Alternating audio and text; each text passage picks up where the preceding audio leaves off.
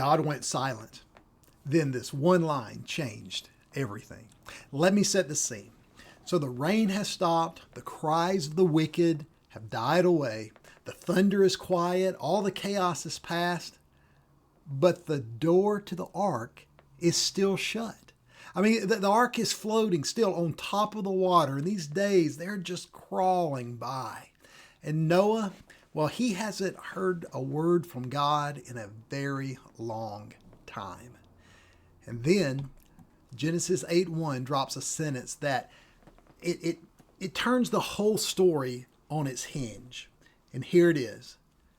But God remembered Noah. Now take note of this.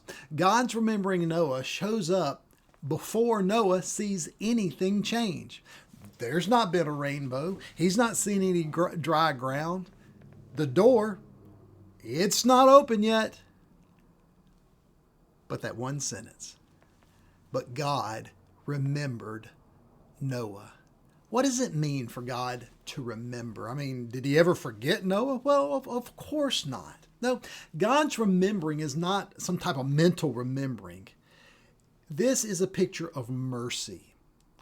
This doesn't mean that God misplaced Noah and suddenly went, wait, the boat. I forgot about the boat.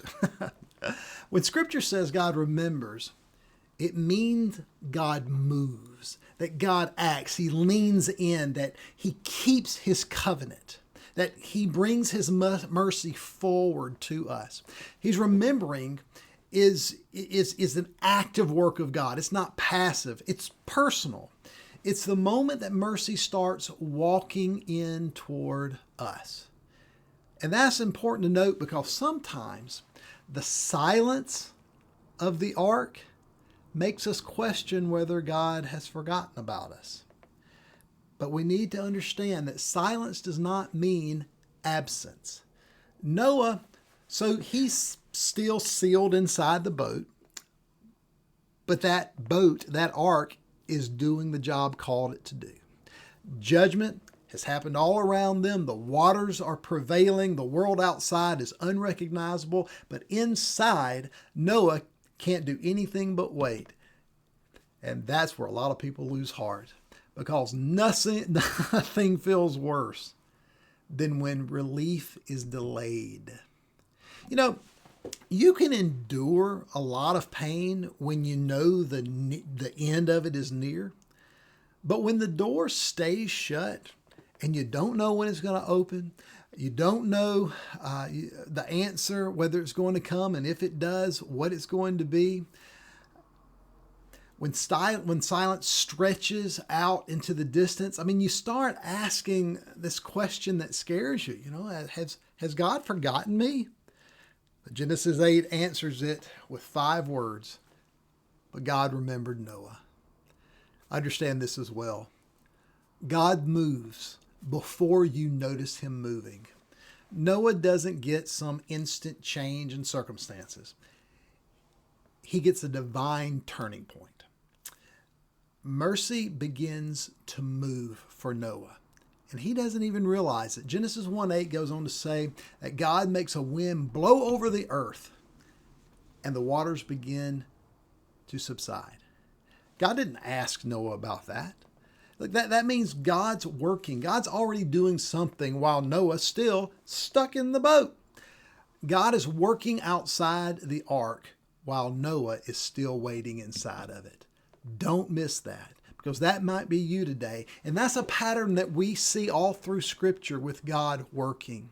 For instance, God remembered Rachel and life opened in her womb. God remembered his covenant and God sent Moses to save his people from Pharaoh in Egypt. Jesus looked at the dying thief and remembered him, and paradise became that man's future. God's remembering always has a purpose. Hold on to that. And I'll tell you something else. When God remembers, everything shifts. Everything changes, because that phrase is what the story turns on. Things don't start to change when Noah feels like they should change, or when he even sees it changing, and especially not when Noah understands it. Things change when God remembers, when God chooses to move. Because God's mercy doesn't run out when your patience does. And God's plan doesn't stall because, well, life feels stalled. No, this is a turning point. Judgment has done its work, and now mercy is starting to do its work. Some of you are living today in that Genesis 8:1 moment. The storm is past, but the door is still shut. You're not in crisis maybe the way you used to be, but you're not free either. You're waiting. Waiting on some type of clarity or healing or some change in a relationship or maybe the next step in life. Maybe just waiting on God to speak again. You just hadn't heard from him in a while. And that silence is starting to mess with you. So here's what I want you to do. I want you to write this down and put it somewhere that you can see it this week. Okay? I want you to write down 2 words. I want you to write down God remembers. Put that on your bathroom mirror. Set it on your desk at work. Put it in your car. Just those 2 words. God remembers. Just on a 3x5 card, a sheet of paper. It doesn't matter. And now put them again where they'll intercept you. All right. On your dashboard or by your coffee pot. Maybe set a reminder on your phone that goes off at 2 o'clock when your patience is about to run out. Because this week, life is going to hand you some closed door moments.